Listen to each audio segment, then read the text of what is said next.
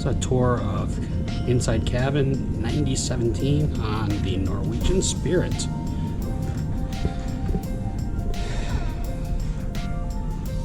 So, being an inside cabin, obviously no windows, but the cabin is it's a decent size. Show you around a little bit. Closet is plenty big, and storage down below.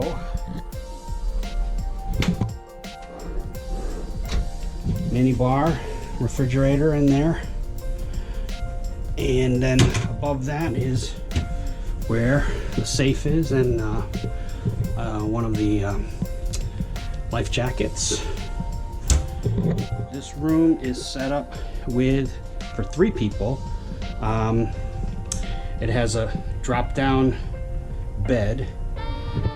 Typically, for a single person traveling, the beds would be together, but I didn't want that, so they set it up with the beds separated. I actually prefer this configuration. I don't mind having a twin bed. I like having the space between the beds. Makes the room feel a little bit bigger than if the beds were together. So, little writing area and seat to sit on. It has a chair, but I think this chair might actually fold out. I'm not 100% sure. So maybe this room is, you could actually put 4 people in here. Maybe not. I don't know. Television.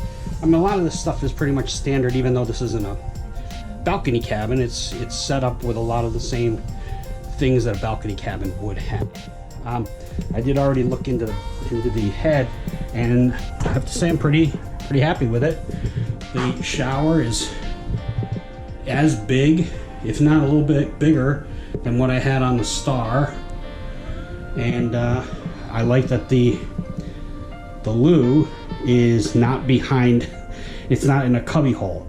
And then nice vanity. Yeah, not much more to say about that, but that's it. I have to say I'm happy with it. I wish I had gotten upgraded to a balcony, but I guess my bid wasn't high enough.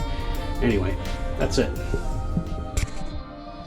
So this is we're in Sitka. We haven't actually gotten to port yet, probably another hour or so. But anyway, it was I was thinking about the video that I did about the room, and it dawned on me this morning that I didn't mention anything about the electrical.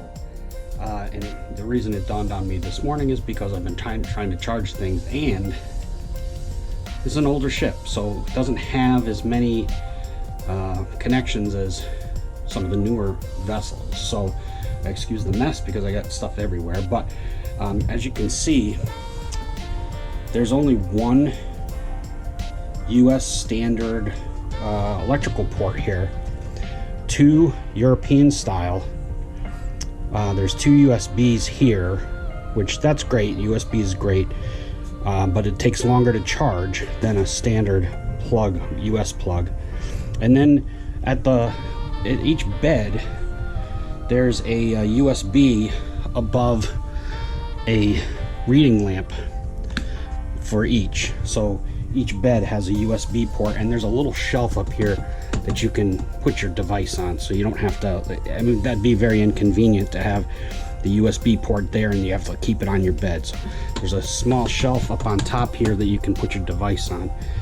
But if all you have are devices that connect with a standard 120 volt United States type connector, you better bring an adapter, ship compliant adapter with multiple plugs on it.